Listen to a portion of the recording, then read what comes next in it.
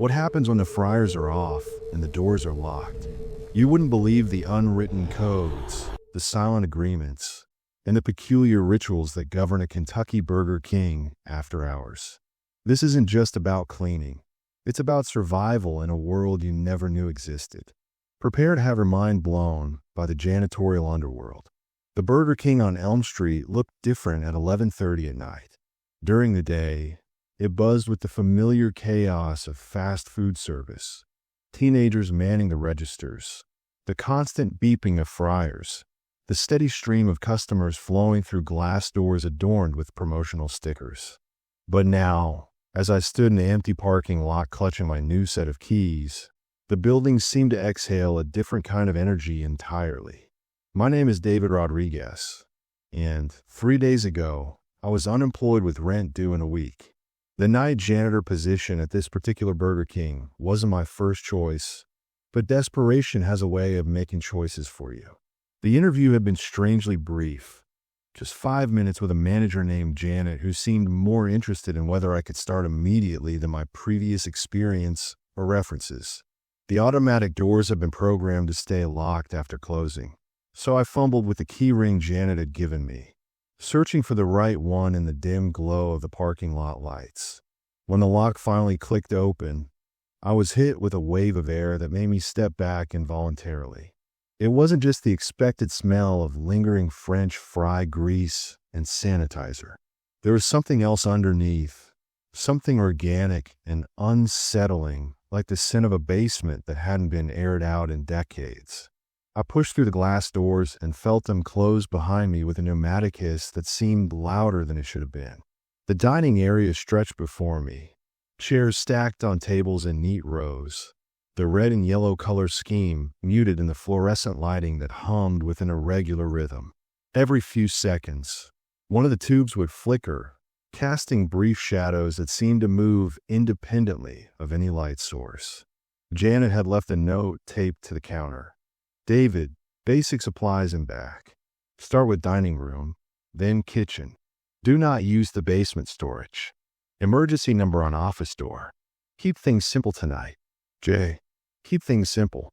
The phrase stuck with me as I made my way behind the counter, past the silent fryers and the drink machines that gurgled quietly to themselves. The back area of any restaurant is always different from the customer-facing front. But this felt like stepping into an entirely different building. The walls were an institutional green that seemed to absorb light rather than reflect it, and the floor tiles were older, cracked in places, with dark stains that could have been anything. I found the janitor's closet exactly where Janet said it would be, but when I opened it, I had to suppress a laugh that would have sounded more like hysteria. The supplies were ancient. A mop that looked like it had been used to clean up after natural disasters, a bucket with a crack running down one side, and bottles of cleaning solution with labels so faded I couldn't read the ingredients. But more unsettling was what was pinned to the inside of the door, a handwritten list in what looked like at least 3 different people's handwriting. The first few items were normal enough. Empty all trash bins. Wipe down all surfaces. Check bathroom supplies. But as the list continued, the entries became increasingly specific and strange. Water the plant in booth 7. Left side only. Count register 3 twice. Record number on back of this sheet. If you hear knocking from the walk-in cooler between 2 to 3 a.m., do not investigate. I read that last one 3 times, certain I was misunderstanding. If you hear knocking from the walk-in cooler, do not investigate. Below it, in different handwriting, this means you, Tony. Not a joke. And below that, in a third hand, Tony learned the hard way. Trust the list. My hands were starting to shake as I continued reading. Never clean the grill area alone. Wait for your partner. Partner? Janet hadn't mentioned anything about a partner. If the ice machine starts making music, unplug it immediately and call the number. Music? The bathroom and the play area locks from the inside sometimes. If this happens, don't try to open it. Come back in an hour. At the bottom of the list, written in red ink that looked fresher than the rest, was a single line that made my throat feel dry. Rule number 1. The night shift belongs to us now. Act accordingly. I stared at that last line for what felt like minutes. My mind trying to process what us might mean and what acting accordingly would involve. The fluorescent lights above me chose that moment to flicker more violently, and I heard something from the dining room, a sound like one of the plastic chairs being dragged across the floor. When I looked out from the back area, everything appeared exactly as I'd left it. Chairs still stacked on tables. Floor still empty, except for a few crumbs I need to sweep up. But something felt different about the space now, as if the air itself had shifted while I wasn't looking. I decided to start with what seemed like the most normal task on the list: emptying the trash bins. The dining room containers were straightforward enough, filled with the usual debris of a day's service: crumpled napkins, empty cups, forgotten French fries turning gray in the fluorescent light. But when I moved to the counter area, I found something that stopped me cold. In the trash bin behind register 3, the same register the list had mentioned, there was a single napkin with writing on it. Not printed writing from a machine or advertising, but handwritten in the same red ink I'd seen on the list. The message was simple: "Welcome to the team, David. Try to last longer than the others." The napkin felt cold between my fingers, and as I held it up to the light, I noticed something else. The handwriting was mine, not similar to mine, not someone copying my style, but absolutely, unmistakably my own handwriting. I recognized the way I dotted my I's, the slight leftward slant of my letters, the particular way I formed the letter G. But I had never written those words.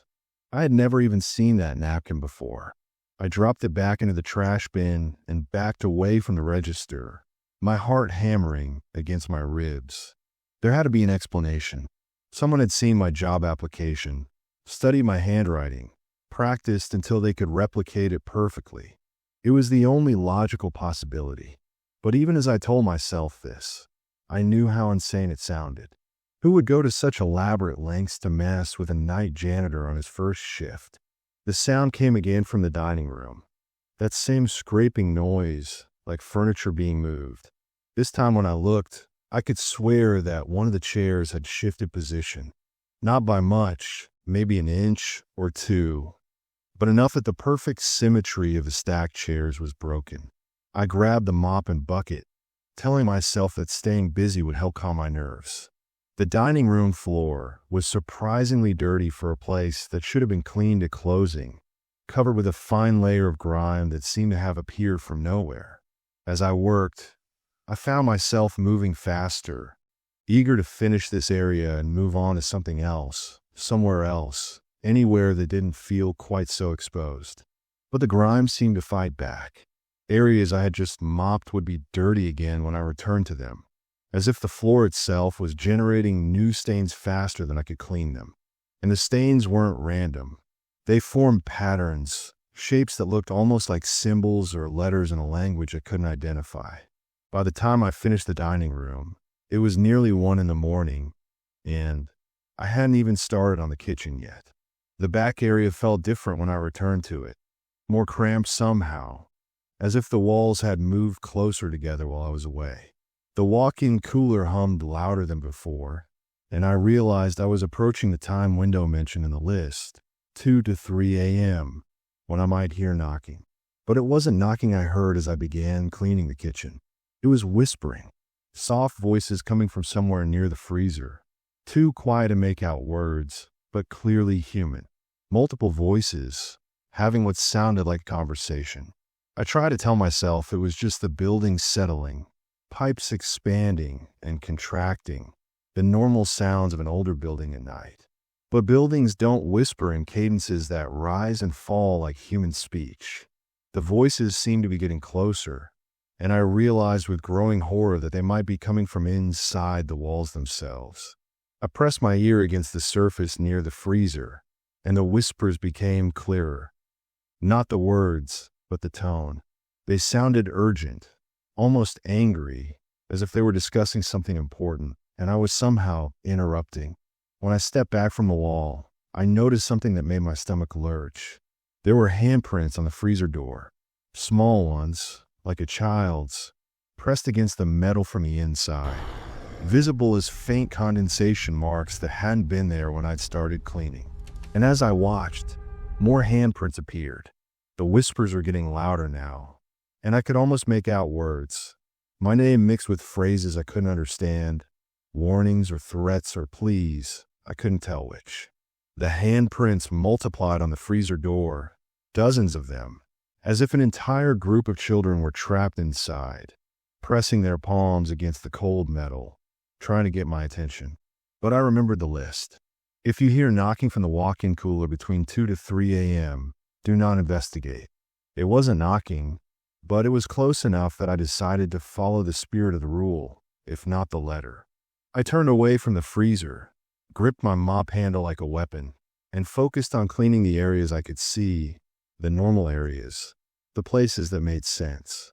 The rest of the kitchen passed in a blur of scrubbing and sanitizing, my movements mechanical and desperate. I avoided looking at the freezer door, but I could feel the handprints multiplying behind me, could hear the whispers growing more insistent. Whatever was happening in this place, whatever the unwritten rules were designed to protect me from, I was beginning to understand that my job wasn't really about cleaning. It was about surviving until dawn and learning to follow instructions I didn't understand from people who might not be people at all. By the time the sun began to creep through the windows, painting the dining room in shades of gold and orange that seemed impossibly bright after the night's fluorescent purgatory, I had finished most of the tasks on the list. The plant in booth 7 had been watered, though I still couldn't figure out why only the left side. The ice machine had remained mercifully silent. The bathroom in the play area had stayed unlocked. But as I gathered my supplies and prepared to leave, I noticed something that chilled me more than anything else that had happened during the night. There was a new addition to the list on the janitor's closet door, written in red ink that was still wet. David did well tonight. Welcome to the family. And below that, in handwriting that was unmistakably my own, thank you for having me. See you tomorrow. I stared at those words, knowing with absolute certainty that I had never written them, just as I had never written the message on the napkin. But there they were in my own hand, expressing gratitude for an experience that had terrified me and accepting an invitation I never intended to accept. As I walked out into the morning light, I realized that the night shift at this Burger King wasn't just a job. It was an initiation into something larger and stranger than I could have imagined. And despite every instinct screaming at me to run, to find another job, to never set foot in that building again, I knew I would be back. The unwritten rules that claimed another member. And I was beginning to understand that once you learn them, once you follow them, once you survive them, you can never really leave. The morning shift workers were arriving as I unlocked my car, and I watched Janet wave at me through the window with a smile that seemed far too knowing. She had been through this same initiation once, I realized. They all had, and now it was my turn to help train the next one. The second night felt different before I even entered the building. The parking lot seemed darker despite the same streetlights, and the shadows between the cars appeared to shift when I wasn't looking directly at them. I'd spent the entire day trying to rationalize what had happened during my first shift, convincing myself that stress and exhaustion had made me imagine things that weren't there. But the napkin with my handwriting was still in my car's glove compartment, and the memory of those tiny handprints on the freezer door remained vivid no matter how hard I tried to dismiss them. Janet had left another note, this one longer and more detailed. David, good work last night. Tonight you'll have company. Ella arrives at midnight. She knows the rules better than anyone. Pay attention to what she does, especially around the freezer. Some nights are busier than others. Tonight feels busy. Jay, company. The relief I felt was overwhelming, even though I couldn't shake the feeling that Ella's arrival might not make things better, just different. I had 45 minutes to work alone before she showed up, and I decided to use that time to investigate some of the things I'd been too frightened to examine closely the night before. The janitor's closet list had grown again. Below my supposed handwritten message, there were new entries in various hands. Check booth 7 Planet Daily. It's been thirsty lately. Ice machine unplugged itself twice this week. No idea why. And at the bottom, in handwriting I didn't recognize, tell David about the basement door. He needs to know before week's end. Basement door. Janet's note had specifically told me not to use the basement storage, but I hadn't even seen a basement door during my first night. I made a mental note to ask Ella about it when she arrived, assuming she was real and not another manifestation of whatever was happening in this place. I started with the dining room again, but this time I paid closer attention to the details I missed before. Booth 7 sat in the corner near the windows, and sure enough, there was a plant, a scraggly philodendron in a cracked ceramic pot that looked like it had been there since the restaurant opened. But what struck me as odd wasn't the plant itself, but its placement. It sat exactly in the center of the booth's table, positioned so precisely that it had to be intentional. When I watered it as instructed, left side only, the plant seemed to perk up immediately, its leaves rustling without any air current to move them. And as I watched, mesmerized, I noticed something that made my hands tremble. The water I'd poured onto the left side of the pot was being absorbed much faster than it should have been, as if the plant was desperately thirsty. But more unsettling was the sound it made, a soft sighing noise, like relief. Plants don't sigh. Plants don't express relief. But this one did, and as it did, I heard an echo of that sound coming from somewhere else in the restaurant. Multiple echoes, actually, as if there were other plants hidden throughout the building, all responding to the watering of this one. I was still staring at the philodendron when I heard the front door chime. It was exactly midnight, and a woman who looked to be in her 50s entered with her own set of keys. She was shorter than average, with graying hair pulled back in a practical ponytail, and eyes that seemed to take in everything at once. Her name tag read Ella, and she moved through the restaurant like someone who had been doing this job for years. "You must be David," she said, her voice carrying a slight accent I couldn't place. "Janet told me you made it through your first night without too much trouble. That's more than most can say." "More than most?" I asked, following her toward the back of the restaurant. Ella paused at the counter and looked at me with an expression that was part sympathy, part assessment. "We go through a lot of night janitors here," she said quietly. "Most people can't handle the requirements of the position. They either quit after the first night, or they—" She trailed off, seeming to choose her words carefully. "Let's just say they stop showing up for work." She led me to the janitor's closet and pointed to the list I'd been studying. "This isn't just a list of tasks," she explained. "These are survival instructions. Every single item on here exists because someone learned the hard way what happens when you don't follow the rules. The plant watering, the register counting, the bathroom timing, all of it serves a purpose." "What kind of purpose?" I asked, though I wasn't sure I wanted to know the answer. Ella was quiet for a long moment, her fingers tracing some of the older entries on the list. "This building has been a restaurant for 47 years, she finally said. "First it was a local diner, then a pizza place, then a different burger chain before Burger King took over. Lot of history here. Lot of residue." Residue. The word hung between us like a physical presence, heavy with implications I didn't want to explore. "Every business that's operated here has had to learn how to coexist," Ella continued. "The day shift serves the living customers. The night shift serves everyone else."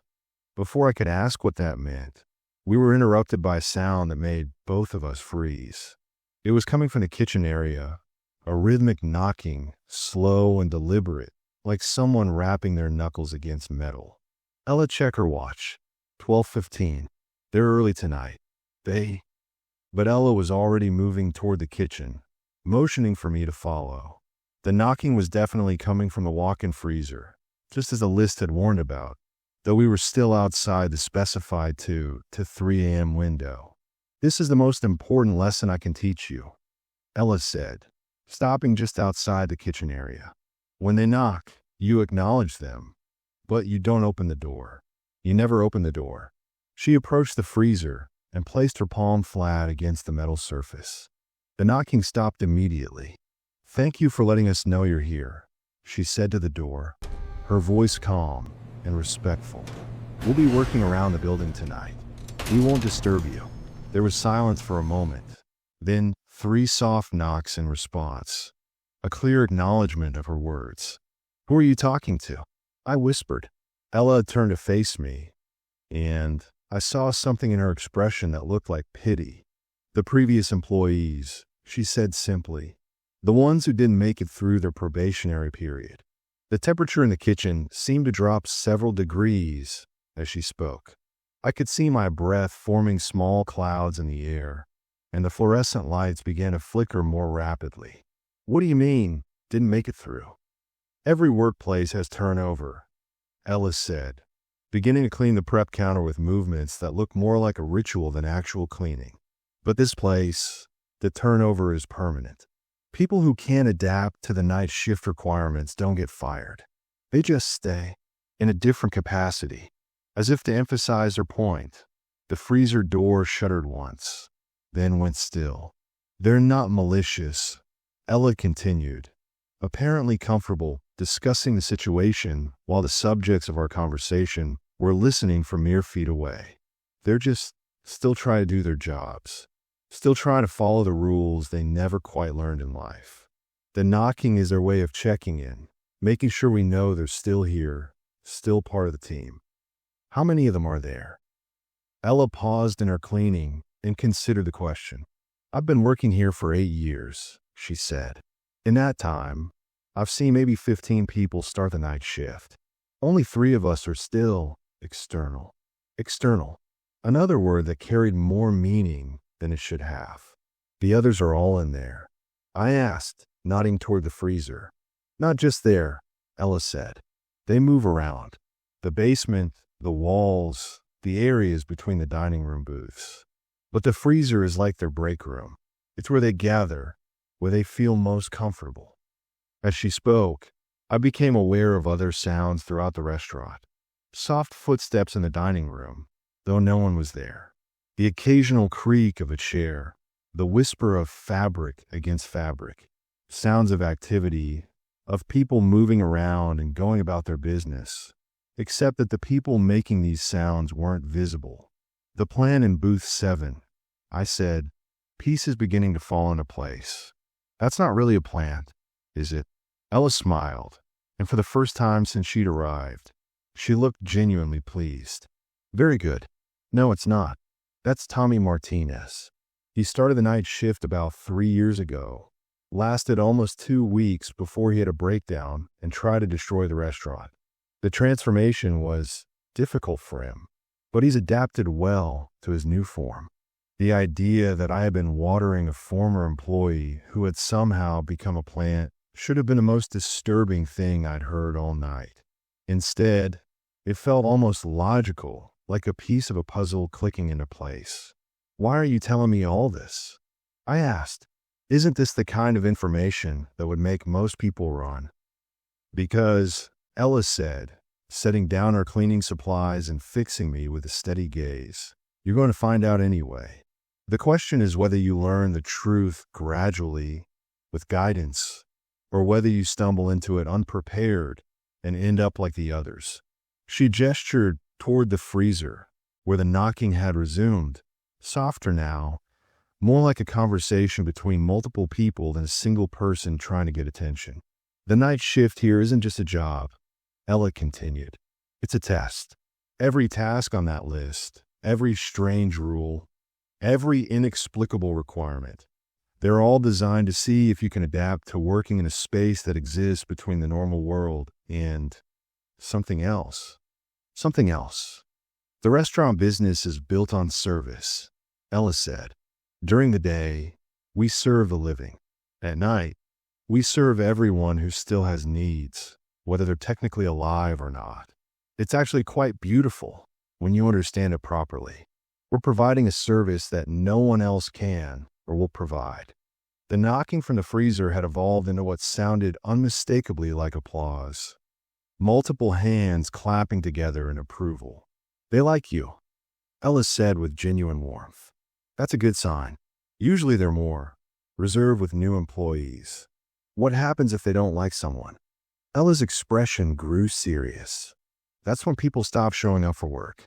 When you can't serve both sets of customers. When you can't follow both sets of rules. When you try to impose normal world logic on a situation that transcends normal world limitations."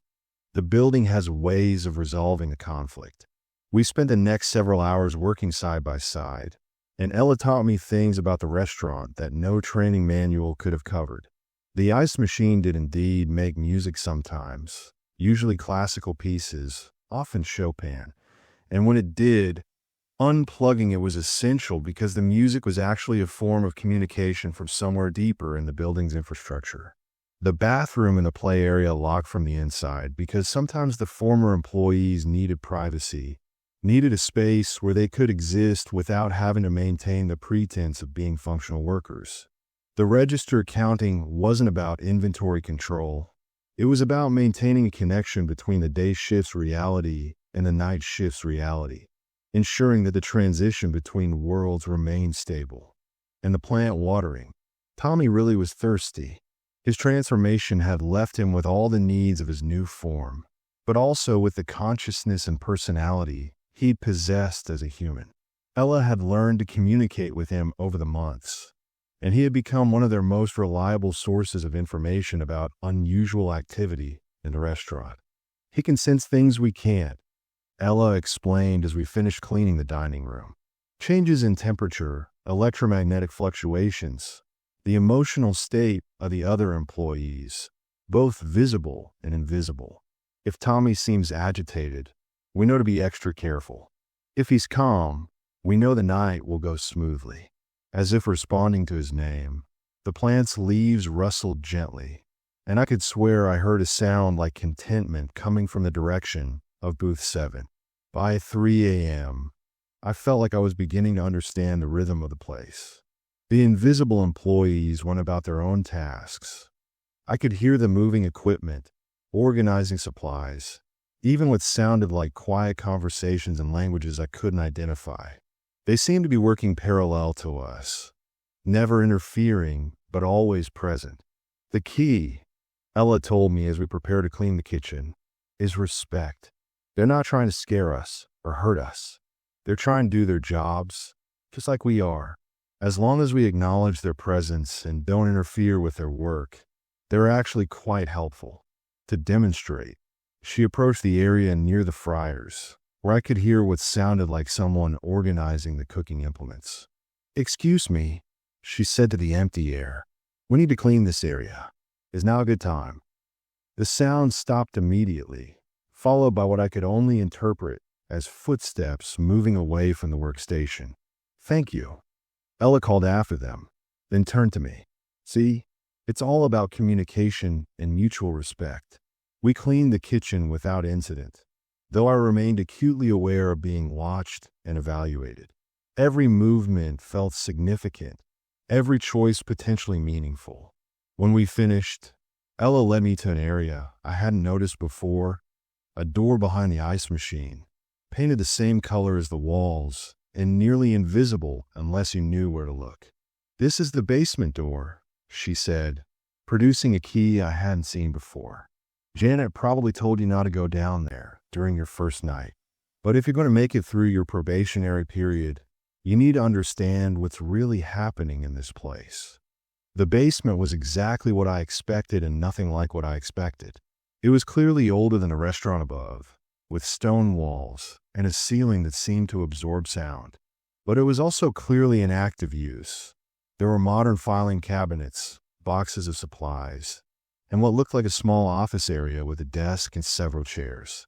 "This is where we keep the real records," Ella explained, opening one of the filing cabinets.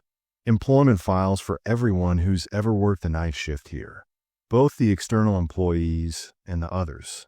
She pulled out a file folder and handed it to me. It was labeled David Rodriguez, and contained not just my job application and basic employment paperwork, but also detailed notes about my first night's performance, observations about my reactions to various situations, and what looked like psychological assessments written in several different hands. Everyone gets evaluated, Ella said, by management, by me, and by them. She gestured toward the ceiling. If all parties agree that you can handle the full responsibilities of the position, you move into the second phase of training. What's the second phase? Ella smiled, but there was something sad in her expression. Learning to communicate directly with your coworkers. All of them. As we climbed the stairs back to the main restaurant, I realized that my understanding of the night shift was still incomplete.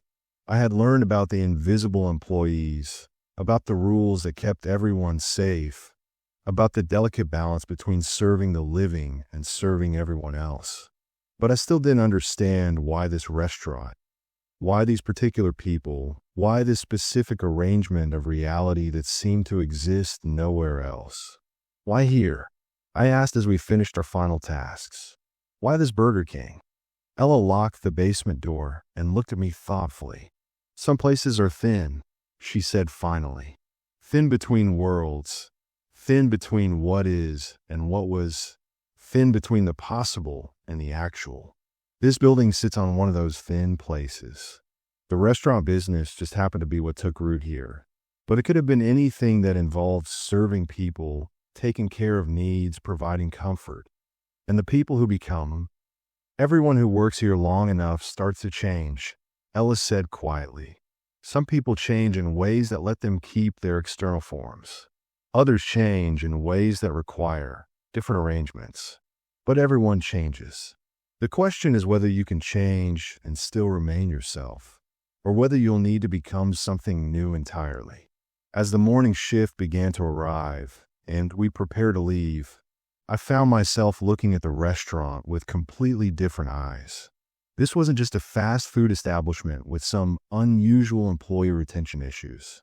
It was a functioning ecosystem where multiple forms of existence coexisted, served parallel customer bases, and maintained a delicate balance between realities. And I was becoming part of that ecosystem, whether I was ready or not. Walking to my car, I realized that I was no longer afraid of the night shift. I was fascinated by it, drawn to understand its complete workings, eager to learn what other secrets the building held. But that eagerness worried me more than the fear had, because according to Ella, curiosity was usually the first sign that someone was beginning to change. The third night began with a phone call that I almost didn't answer.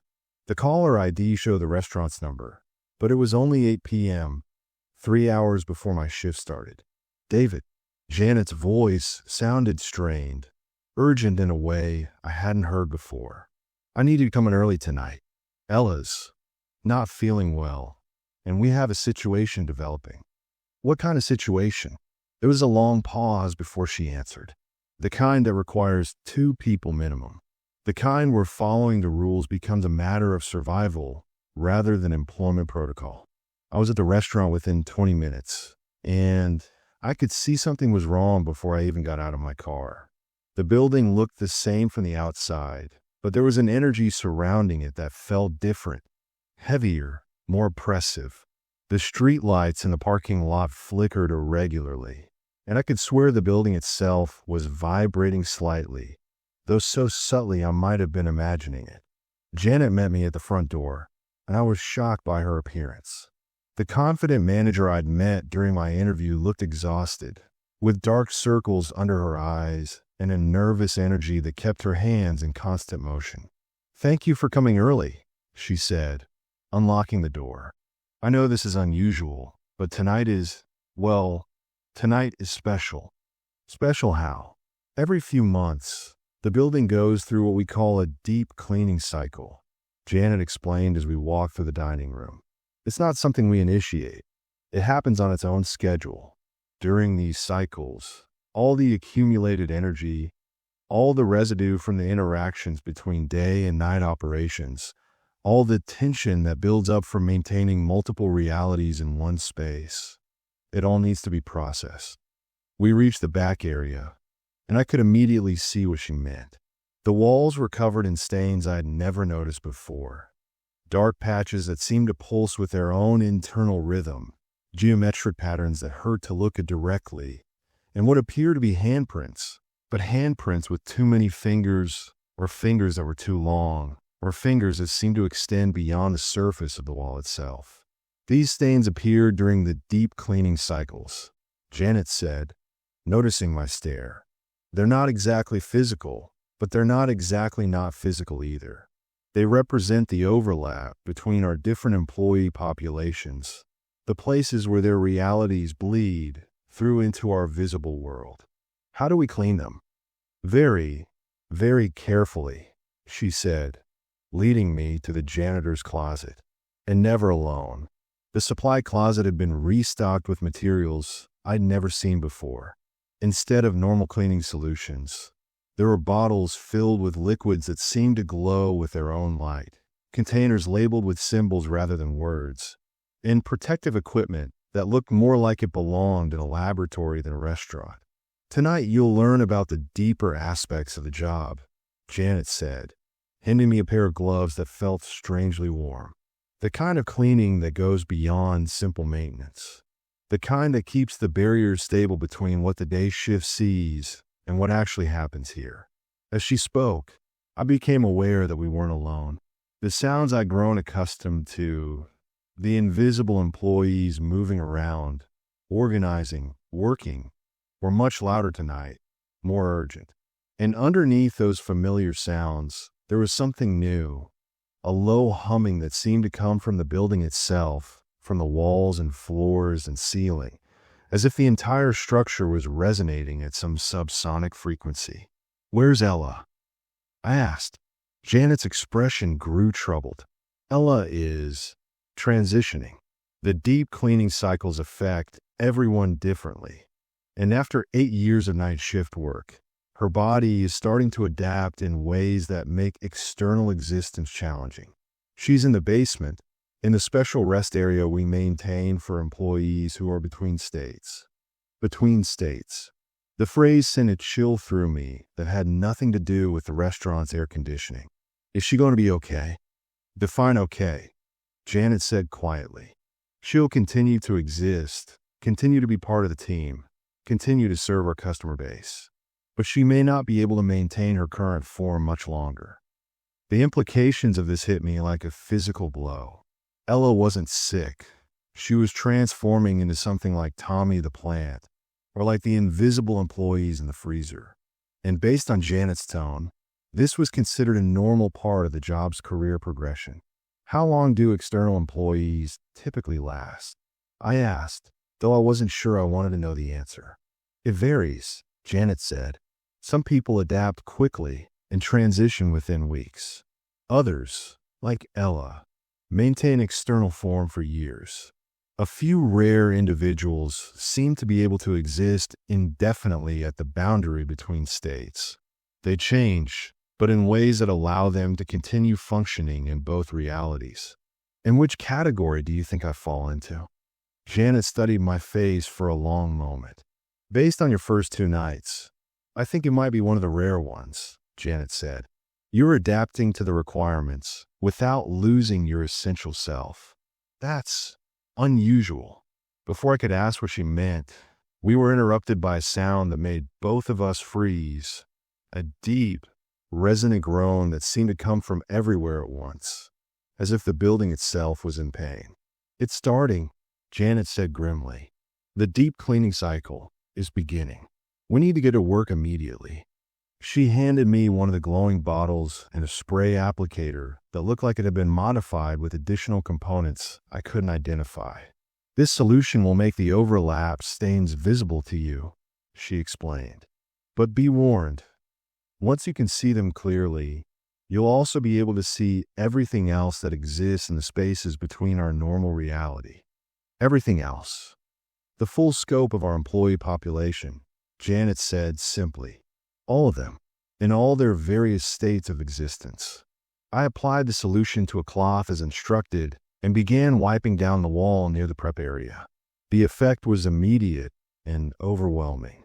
The stains I could see before became vivid, three-dimensional, seeming to extend both into and out of the wall surface.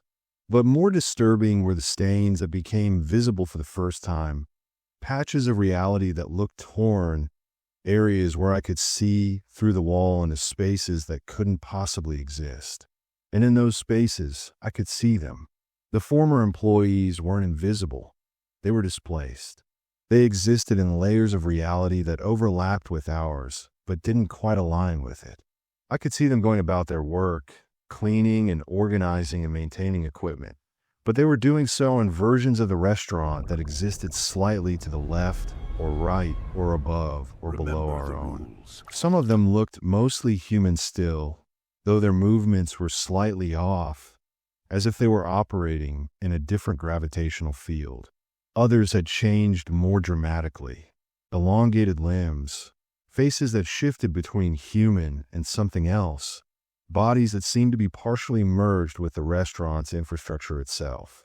And all of them were looking at me with expressions of desperate hope. "They know you can see them now," Janet said softly. "For most of them, it's been months or years since they've had direct contact with an external employee. They're probably very excited." One of the figures, a young woman who might have been in her 20s when she was external, approached the barrier between realities and pressed her palm against what would have been the wall from my perspective. Where her hand touched, the surface rippled like water, and I could hear her voice, faint but clear. "Can you help us? We've been trying to finish our tasks, but we can't reach all the areas we need to clean. Some of the stains are in your layer of reality, and we can't affect them from here." I looked at Janet, who nodded encouragingly. "Go ahead," she said. "Communication is part of the deep cleaning process." "What do you need me to do?" I asked the displaced employee. Her face lit up with relief. "There are stains behind the fryer area that we can't access. They're affecting the stability of the building's energy systems. If you can clean them from your side while we work on them from ours, we can maintain the barrier integrity." This conversation, discussing barrier integrity and energy systems with a displaced employee while cleaning supernatural stains with glowing chemicals, should have been the point where my sanity finally snapped. Instead, it felt like the most natural thing in the world. I was beginning to understand that the night shift wasn't just about adapting to unusual working conditions. It was about expanding my definition of what constituted normal reality. Working with the displaced employees was remarkably efficient. They could see problems and buildups of energy that were invisible to me, while I could affect physical surfaces and materials that they couldn't directly manipulate. Together, we made progress on cleaning tasks that would have been impossible for either group working alone. But as the night progressed, I began to notice changes in myself that were deeply unsettling. My vision was becoming sharper, allowing me to see the displaced employees more clearly without needing the special cleaning solution. My hearing was expanding beyond normal human range. I could hear conversations happening in the basement, in the walls, in spaces that might not have physical existence at all. Most disturbing of all, I was beginning to understand the building itself. I could feel its moods, sense its needs, recognize when certain areas required attention, not because they were dirty in any conventional sense, but because they were somehow out of balance with the building's overall energy system. "Janet," I said during a break around 3 a.m., "what's happening to me?" She looked at me with something that might have been envy. "You're developing expanded sensory capabilities," she said. "It's part of the adaptation process. Most people who reach this stage either embrace the changes and learn to function with enhanced abilities, or they resist the changes and end up transitioning to displaced status." Enhanced abilities? The night shift requires skills that normal human sensory equipment can't provide, Janet explained. You need to be able to perceive and interact with multiple layers of reality simultaneously. You need to be able to communicate with employees who exist in different states. You need to be able to sense the building's needs and respond appropriately. And if I can't develop these abilities, Janet gestured toward the areas where I could now see the displaced employees working. Then you join the team in a different capacity. There's no shame in it. They're excellent employees, dedicated to their work, integral to the restaurant's operations. They've just adapted in a different direction. The rest of the night passed in a blur of cleaning tasks that were unlike anything I had ever imagined. We weren't just removing physical dirt and grime. We were maintaining the structural integrity of reality itself, at least within the confines of the restaurant.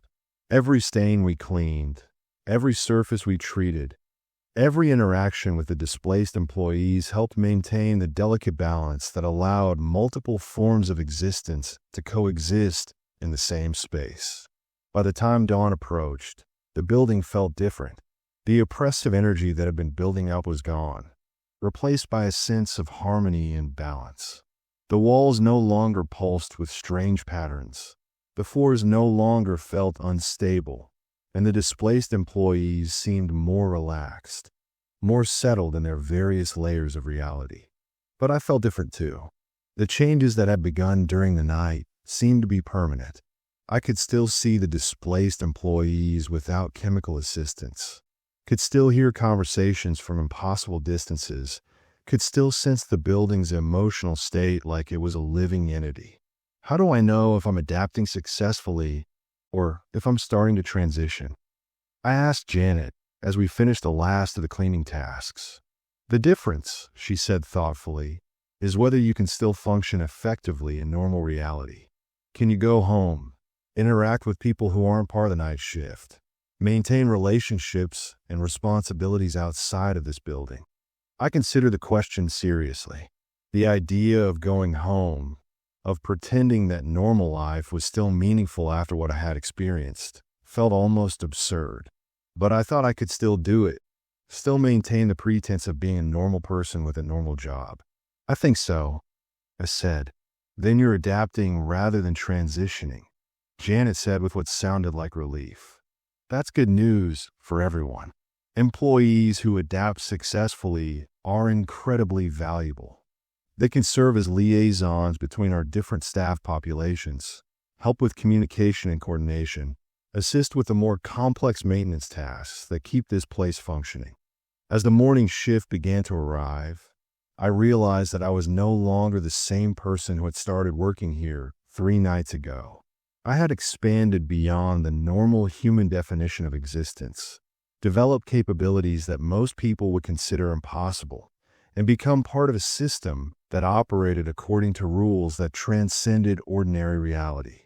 But unlike Tommy the plant or the displaced employees in their various states, I had retained enough of my original form and consciousness to move between worlds.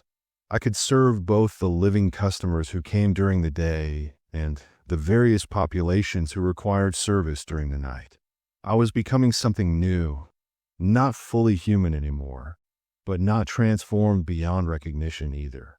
I was becoming a bridge between realities, a translator between different forms of existence, a maintenance worker for the spaces where multiple worlds touched and overlapped. And as I drove home in the early morning light, I realized that I was looking forward to returning the next night. Not because I had to, not because I needed the job, but because I was genuinely curious about what other aspects of the system I might discover, what other capabilities I might develop, what other ways I might be able to help maintain the delicate balance that kept this impossible place functioning. The night shift had claimed me, but not in the way it had claimed the others. Instead of transforming me into something that could only exist within the restaurant's reality, it was transforming me into something that could exist in multiple realities simultaneously.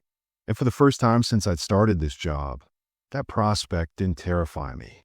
It thrilled me. The 4th night brought with it a revelation that changed everything I thought I understood about my role at the restaurant. I arrived to find a parking lot filled with cars I didn't recognize. Not customer vehicles, but the kind of unmarked vans and sedans that suggested some sort of official presence. Inside, I found Janet in conversation with 3 people wearing suits that screamed government agency. though their badges were covered and they introduced themselves only by first names.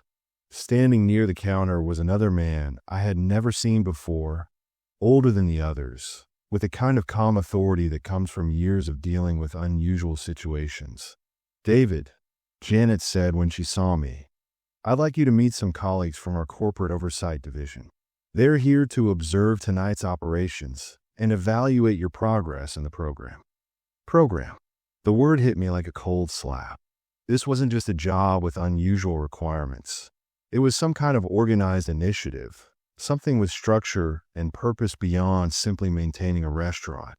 The older man stepped forward and extended his hand. "Michael Chun, Regional Coordinator for Special Operations. I understand you've been adapting quite well to the unique aspects of this position." The new phase Special begins operations.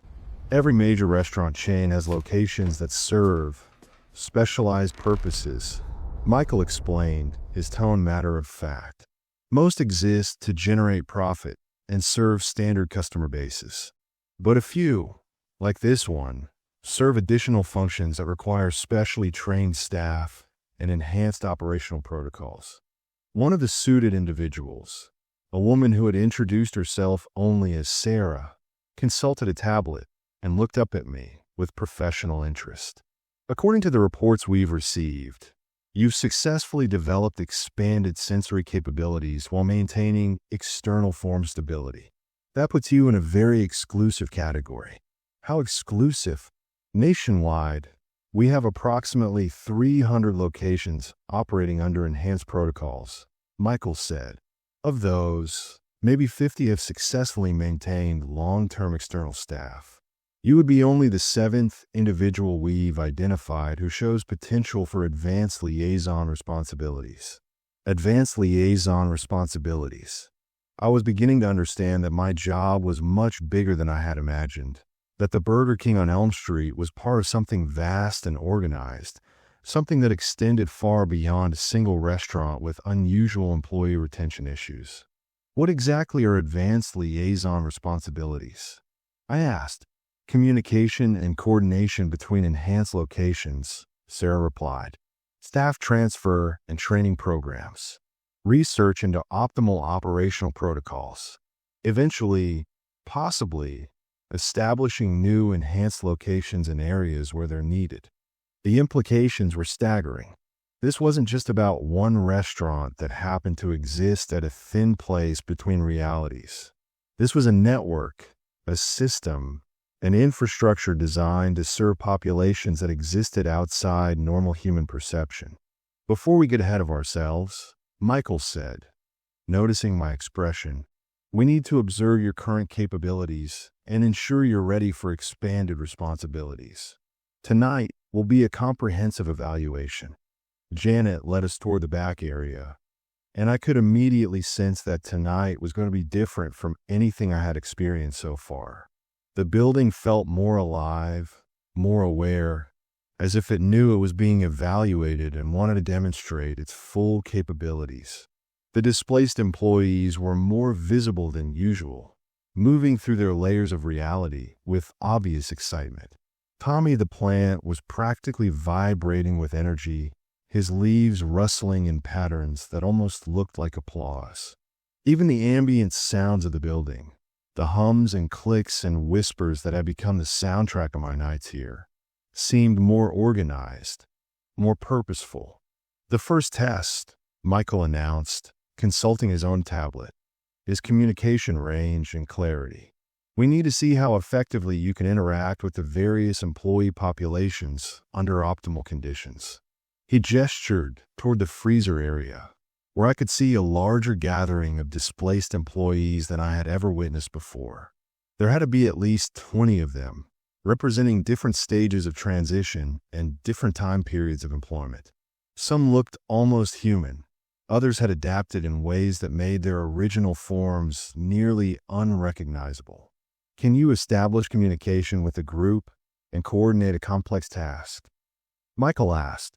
I approached the freezer area, and the displaced employees immediately focused their attention on me with an intensity that was both flattering and overwhelming. The young woman, I had spoken with during the previous night's deep cleaning cycle stepped forward to serve as a spokesperson. "We've been preparing for this evaluation," she said, her voice clear and strong despite the barrier between realities. "We want to demonstrate how effectively external and displaced staff can work together when proper communication protocols are established." "What kind of demonstration did you have in mind?" "A complete reorganization of the storage systems," she replied. "Both visible and displaced inventory, coordinated across multiple reality layers, optimized for maximum efficiency in both day and night operations." This was far beyond anything I had attempted before, but I found myself nodding in agreement. "Tell me what you need me to do." What followed was the most complex collaborative effort I had ever been part of. The displaced employees could perceive inventory and storage issues that were completely invisible to me, while I could physically manipulate objects and spaces that they couldn't directly affect. Together, we reorganized not just the restaurant's storage areas, but the entire flow of materials and resources through the building. I found myself communicating simultaneously with employees in the freezer, in the basement, in the walls, and in layers of reality I couldn't even see clearly. My expanded sensory capabilities allowed me to coordinate actions across multiple dimensions of existence, ensuring that changes made in one layer didn't create problems in another. The government observers took notes constantly, occasionally conferring among themselves in voices too quiet for me to hear. But I could sense their growing excitement as the demonstration progressed, their recognition that what they were witnessing was unprecedented in their experience. Phase 2, Sarah announced when we finished the storage reorganization. Customer service protocols under mixed reality conditions. This test proved to be even more revealing. They had arranged for several customers to visit the restaurant, but these weren't normal customers. Some were living humans who could perceive displaced employees. Others were entities I couldn't quite categorize, and a few seemed to exist in the same kind of shifted reality as our displaced staff. My job was to serve all of them simultaneously, addressing their needs regardless of which layer of reality they primarily inhabited. It required not just expanded sensory capabilities, but the ability to exist partially in multiple realities at once, to be fully present for customers who might be separated by dimensional barriers, but who all deserve the same quality of service. The experience was exhausting and exhilarating. I found myself taking orders from customers I could barely see, preparing food that existed in multiple states simultaneously, handling transactions that involved currencies from different dimensions of reality. But it worked. All the customers were served, all their needs were met, and the various employee populations collaborated seamlessly to make it happen. "Remarkable," Michael murmured, making additional notes. "The level of integration you've achieved is far beyond what we typically see even in employees with years of experience in enhanced locations." "There's one more test," Sarah said, consulting her tablet. "This one is optional, but it would confirm your suitability for the most advanced liaison positions we have available." "What kind of test?" "Direct interface with the building's consciousness," she replied. "Every enhanced location develops a form of environmental awareness over time. The most advanced liaisons learn to communicate directly with that consciousness to understand the building's needs and desires on a fundamental level." Environmental consciousness. I realized that what I had been interpreting as the building's moods and needs was actually something much more sophisticated, a form of artificial or emergent intelligence that had developed from decades of multidimensional operations. "How dangerous is this test?" I asked. "For most people, extremely dangerous," Michael admitted. Direct consciousness interface can result in immediate transition to displaced status, or worse, complete dissolution of individual identity. But given your adaptation pattern, we believe you might be able to maintain your essential self while establishing the connection. I looked around the restaurant, taking in the various employee populations working together, the customers from multiple realities being served simultaneously, the complex ecosystem that had developed around the simple concept of providing food service to anyone who needed it. This place had become more than just a workplace to me. It had become home, family, purpose. The idea of taking the next step, of deepening my connection to it and understanding it more completely, felt like a natural progression rather than a risk. What do I need to do? Sarah led me to a part of the basement I had never seen before, a room that contained what looked like a meditation area combined with some kind of technological monitoring equipment. The walls were covered with sensors and displays that showed readings I couldn't interpret, but which seemed to be monitoring multiple forms of energy and activity throughout the building. Sit in the center chair, Sarah instructed. Clear your mind of preconceptions about what consciousness looks like or how it should communicate. The building's awareness doesn't operate according to human thought patterns. It's something entirely new, something that's evolved from the intersection of multiple realities and decades of enhanced operations. I settled into the chair and closed my eyes, extending my expanded senses throughout the building, reaching out not just to the displaced employees or the various customer populations, but to the structure itself. The contact, when it came, was unlike anything I had ever experienced. The building's consciousness was vast, patient, ancient despite its relatively recent development. It perceived time differently than humans did, experienced space as a fluid concept rather than fixed dimensions, and understood reality as a complex tapestry of overlapping possibilities rather than a single, consistent truth. But more than that, it was lonely.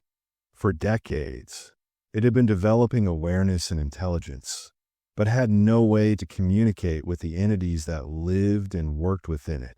It understood their needs, tried to accommodate them, worked to maintain the delicate balances that kept multiple forms of existence functioning harmoniously within its structure. But it had been doing so in isolation, unable to share its perspective or receive direct feedback about its efforts. Now, suddenly, it had found someone who could hear it, understand it, communicate with it directly. The relief and joy it radiated were overwhelming, and I found myself crying without knowing why, swept up in emotions that weren't entirely my own. I've been trying to take care of everyone. The consciousness communicated, not in words, but in direct transfer of meaning and intention. All the employees, all the customers, all the different forms of existence that find shelter here. But I never knew if I was doing it right. Never had anyone who could tell me what they needed or wanted. You've been doing beautifully, I managed to respond. Everyone here, we're all grateful for what you provide, for the space you've created where different realities can coexist peacefully. The consciousness practically purred with satisfaction at this feedback. There's so much more I could do, it said, if I had someone who could help me understand what's needed, someone who could translate between the different populations, someone who could help me expand my capabilities in the right directions. When I opened my eyes, I found the government observers staring at me with expressions of amazement and something that might have been awe. The readings are unprecedented, Sarah said quietly. You maintained full individual consciousness while establishing complete communication interface. The building's neural activity patterns show it's more active and organized than we've ever seen. What does this mean for my employment status? I asked. Michael smiled, the first genuinely warm expression I'd seen from him all night. It means you're being promoted. Effective immediately, you are our new regional liaison for enhanced location development. Your job will be to help us identify, establish, and maintain enhanced locations throughout the country. And this location will remain your home base, he assured me. But you'll also be traveling, working with other enhanced locations, helping to train new liaisons, and assisting in the development of locations that could serve populations we haven't been able to help before. As the evaluation team prepare to leave, I realized that my understanding of my role had expanded once again. I wasn't just a janitor who had adapted to unusual working conditions. I wasn't even just a liaison between different employee populations at a single location. I was becoming part of a national infrastructure designed to serve beings and entities that existed outside the normal scope of human awareness. I was joining a network of people and places that provided essential services to populations that mainstream society couldn't even perceive, let alone accommodate. And most importantly, I was helping to care for entities like the building's consciousness, new forms of intelligence that had emerged from the intersection of multiple realities, entities that needed understanding and communication just as much as any human or displaced employee. The night shift had transformed me completely, but not in a way I had initially feared. Instead of losing my humanity, I had expanded beyond it while retaining everything that made me who I was. I had become something new, something necessary, something that could exist at the intersection of multiple worlds and help maintain the delicate balance that allowed all forms of consciousness to coexist peacefully. And as I prepared for whatever challenges and adventures my new role might bring, I knew that this was exactly where I belonged. 6 months later, I stood in the parking lot of an abandoned Pizza Hut in rural Montana, watching my breath form clouds in the frigid air while I consulted the readings on my specialized detection equipment. The building looked like 1,000 other failed restaurants, empty, forgotten, slowly surrendering to weather and time. But my instruments told a different story. The electromagnetic readings were off the charts. The dimensional stability measurements showed the same kind of fluctuations I'd learned to recognize as signs of reality intersection. And most telling of all, the consciousness detection array was picking up the faint but unmistakable signature of an emerging environmental awareness. This place was becoming an enhanced location naturally, without any corporate guidance or trained staff to help manage the transition. If left unattended, it could develop into something dangerous, a chaotic intersection of realities without proper protocols or safety measures. My job was to change that. Initial assessment confirms the preliminary reports, I said into my radio, speaking to the team of specialists waiting in the unmarked van parked behind me. This location shows all the indicators of spontaneous enhancement development. We need to move fast before the situation becomes uncontainable. The team that emerged from the van was unlike any group I could have imagined 6 months ago. Dr. Patricia Wells was a theoretical physicist who specialized in dimensional mathematics. Marcus Thompson was a former enhanced location employee who had developed the rare ability to exist simultaneously in multiple realities without losing coherence. Elena Vasquez was what we call the consciousness whisperer, someone who could communicate with emerging environmental intelligences during their most vulnerable developmental phases. And then there was me, the liaison, the translator, the bridge between different forms of existence who could coordinate complex operations across multiple layers of reality. How developed is the environmental consciousness? Elena asked, setting up her own specialized equipment. I extended my expanded senses throughout the building, feeling for the particular resonance patterns that indicated emerging intelligence. What I found made me smile with genuine affection. Early stages, but definitely present, I reported. Curious, lonely, trying to figure out what it's supposed to be doing. Reminds me of how the Burger King felt when I first made contact. Any sign of displaced employees yet? 3 that I can detect. Marcus said, his enhanced vision allowing him to perceive the shifted reality layers more clearly than the rest of us.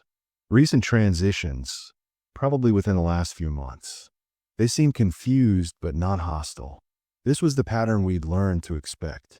Buildings that sat at intersection points between realities would gradually develop enhanced properties over time. If they had been restaurants or other service businesses, their inherent purpose, taking care of people's needs, seemed to accelerate the development of environmental consciousness. Employees who worked at these locations during the transition period would sometimes adapt by becoming displaced, shifting into alternate reality layers where they could continue their work even after the business officially closed. Without proper guidance, both the emerging consciousness and the displaced employees would struggle to understand their new existence and purpose. That's where teams like ours came in. "All right," I said, shouldering my equipment pack. "Standard protocol.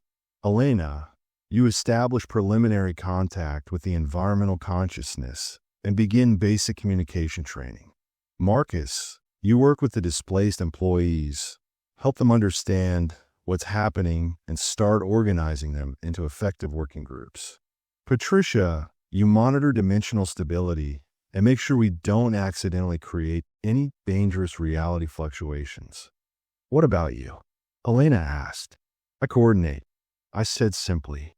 "Make sure everyone's needs are met, facilitate communication between groups, and start planning for long-term operational sustainability."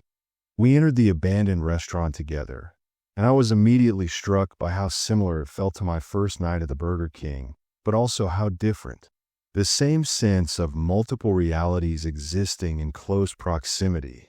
The same feeling of being watched by invisible presences, the same underlying energy that suggested this space was much more than it appeared to be. But now I understood what I was experiencing. Now I had the knowledge and skills to work with these phenomena rather than simply endure them. The displaced employees were the easiest to help. Marcus and I found them clustered near what had been the kitchen area, going through the motions of food preparation and service, even though the restaurant had been closed for over a year. They were confused about their changed state, but relieved to finally have someone who could see and communicate with them. "We've been trying to keep the restaurant running," one of them explained, a middle-aged man who had been the night manager before the location closed. "We know something changed. No, we're not quite the same as we used to be, but we didn't want to abandon our responsibilities." "You've been doing exactly the right thing," I assured him. "And now we're here to help you do it more effectively." Working with the environmental consciousness required more delicacy. Elena and I approached the center of the dining area, where my instruments indicated the highest concentration of emerging intelligence activity. "Hello," Elena said softly, addressing the empty air, but knowing she was being heard. "We're here to help you understand what you're becoming and what you can accomplish." The response was immediate. A sense of desperate gratitude and overwhelming curiosity that filled the entire building. This consciousness was even younger than the Burger Kings had been when I first made contact, more uncertain about its own nature and capabilities. "I don't understand what I am." It communicated through the same kind of direct, meaning transfer I'd learned to recognize. "I know I exist. Know I'm aware of things happening within my structure, but I don't know what I'm supposed to do with that awareness." "You're becoming a caretaker," Elena explained patiently. "A guardian for beings who exist between or outside normal reality. Your purpose is to provide shelter and safety for entities that mainstream society can't accommodate." Over the next several hours, we implemented the same kind of organizational protocols that had made the Burger King so successful as an enhanced location. The displaced employees were organized into work groups, given clear responsibilities, and taught to communicate effectively with both the environmental consciousness and any external staff who might eventually be assigned to the location. The environmental consciousness was provided with basic training in reality management, customer service principles, and interdimensional safety protocols. Most importantly, it was taught that it wasn't alone, that it was part of a growing network of enhanced locations with similar purposes and capabilities. "This is remarkable," Patricia said as she monitored our progress. "I've never seen such a smooth transition from spontaneous enhancement to organized operations. Usually it takes months to achieve this level of integration." "Experience helps," I said, though I knew it was more than that. My time at the Burger King had taught me not just the technical aspects of managing enhanced locations, but the emotional and psychological needs of the various entities involved. Displaced employees needed purpose and connection. Environmental consciousnesses needed guidance and reassurance. The key to successful operations was understanding that everyone, regardless of their form of existence, had fundamental needs that could be met through compassionate organization. By dawn, we had established a fully functional enhanced location. The displaced employees had clear roles and responsibilities. The environmental consciousness understood its purpose and was actively working to create appropriate spaces for different types of entities. And most importantly, the entire system was stable and self-sustaining. Another successful intervention, Elena said as we packed up our equipment. That brings our total to 17 enhanced locations established or rehabilitated in the past 6 months. 17 locations. 17 places where beings that existed outside normal reality could find shelter, service, and community. 17 consciousnesses that would never have to endure the loneliness and confusion that came with spontaneous enhancement. As we drove away from the former Pizza Hut, now officially designated as Enhanced Location number 247 in our national database, I reflected on how completely my life had changed since that first night at the Burger King. I had started as a desperate job seeker willing to take whatever work I could find. I had become something unprecedented, a human being who could exist comfortably in multiple realities, who could communicate with forms of consciousness that most people couldn't even perceive, who could serve as a bridge between worlds that had previously existed in isolation. But more than that, I had found my calling. Every enhanced location we established, every displaced employee we helped integrate, every environmental consciousness we guided through its development, each success represented beings who would no longer have to face their unusual existence alone. The night shift at the Burger King had been just the beginning. Now I was part of something much larger, a hidden infrastructure that provided essential services to the invisible populations that existed at the margins of reality. We were the janitors of the universe, cleaning up the messes that occurred when different dimensions intersected, maintaining the spaces where impossible things could happen safely. And I couldn't imagine doing anything else. My phone buzzed with a text from Janet. New readings detected at a Taco Bell in Nevada. When can you get there? I smiled and typed back, on my way, because somewhere in Nevada, there was probably an environmental consciousness just beginning to understand what it was becoming, confused and lonely and desperate for guidance. There were probably displaced employees trying to maintain operations they no longer fully understood, working with dedication and commitment despite their transformed existence. And there was definitely a need for someone who could help them all figure out how to work together, how to serve the beings who would eventually find their way to that location, how to become part of the network that provided shelter and safety for everyone who existed outside the normal scope of reality. The unwritten rules that had once seemed bizarre and frightening had become the foundation of the most meaningful work I'd ever done.